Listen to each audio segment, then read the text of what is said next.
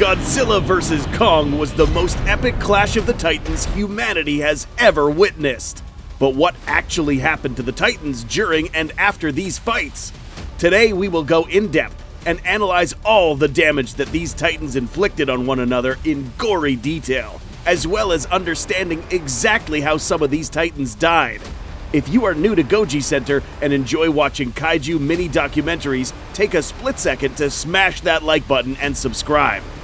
We now present to you Godzilla vs. Kong, the aftermath. Round 1, Tasman Sea. This battle takes place in the Tasman Sea between New Zealand and Australia. Note that in this battle, Kong is already at a severe disadvantage, given that the only areas where he can fight are on unstable platforms in the form of large ships. Godzilla, on the other hand, has the entire ocean at his disposal.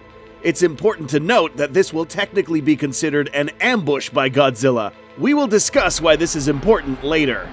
After laying waste to half the fleet, Godzilla flips Kong's transport over, leaving Kong underwater struggling to be let loose.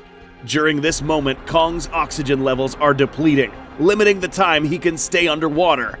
Fortunately for Kong, he is let loose by Nathan Lind, but only to be hit by Godzilla in the gut, further depleting his oxygen levels, but not enough to keep him from fighting. Kong's superior arm strength allowed him to hold back Godzilla to prevent him from biting his neck. Kong immediately hits back with a headbutt followed by a drop kick, a maneuver we have never seen him do before. This temporarily knocks back Godzilla, giving Kong time to climb back on board and catch his breath. Let's pause here to understand exactly what is happening to these Titans.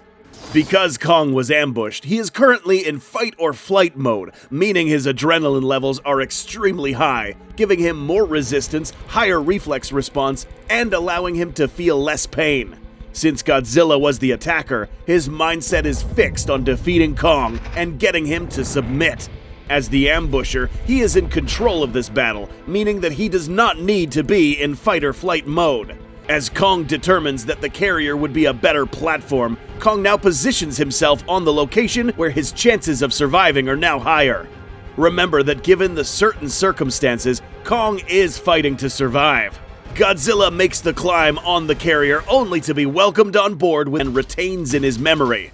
We'll see how later in this video. As Kong tries to gasp for air, Godzilla ambushes Kong from behind.